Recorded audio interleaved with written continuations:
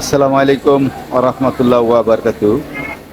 আমাদের আজকের কাজের টপিক হচ্ছে সিঙ্গেল লিডের লজিস্টিক্স মেশিন জ্যাক কোম্পানির A3-C।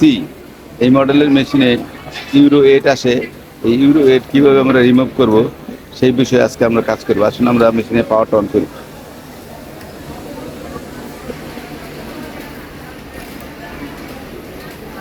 মেশিনের পাওয়ারটা অন করার পরে আমাদের ইউরো 8 উঠতেছে। তো এটা রিসেট আছে, রিসেট দিচ্ছি। রিসেট দেওয়ার পরেও আমাদের এই ইউরো 8 যাইতেছে না। তাহলে আসুন আমরা এই কাজ শুরু করি ইউরো 8 যাওয়ার জন্য। তো আমরা প্রথমেতে আগে ইনকোটারের কাজ করব, ইনকোটার মোটরের কাজ করব। দেখবো যে ইনকোটার অথবা ইনকোটারের যে সার্কিট আছে ওগুলোতে সমস্যা আছে। ঠিক, আমরা ইনকোটার খুলব আজকে। আমরা পাশাপাশি দুইটা মেশিন রাখছি কাজের ক্ষেত্রে। মেশিনটা আমাদের রানিং। এই মেশিনটাও এখন ইউরো 8 আসতেছে। আমরা ইনকোটারের যে সার্কিটটা আছে সার্কিটটা খুলছি, তারপরে ইউরো 8 আসতেছে। তো আমরা এই মেশিনের সমস্যা ইউরো 8 এইটাটা খুলে এটাটা লাগাবো, তারপর দেখবো আসলে কি এই সিঙ্ক্রোনাইজার সার্কিট দিয়ে কি বন্ধ হয় কিনা।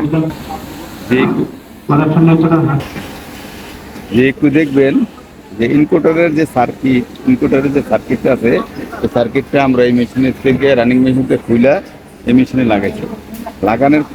লাগাইতেছে আর কি। তারপর আমরা দেখি কি পরিস্থিতি হয়। আমরা সার্কিটটাকে আগে ইনস্টল করি। জি, আমরা এখন এই ইনকোটারের যে সার্কিটটা থাকে এই সার্কিটটা আমরা চেঞ্জ করছি আমাদের অন্য রানিং মেশিন থেকে। দেখি এখন আমরা সুইচ দিয়ে আমাদের কি হয়। জি, একটু খেয়াল করবেন যে ডিসপ্লেতে এখন আর ইউরো 8 আসে না, মেশিনে রানিং। অর্থাৎ ইউরো 8 যদি আমাদের মেশিনে আসে তাহলে আমরা রিসেট দিব।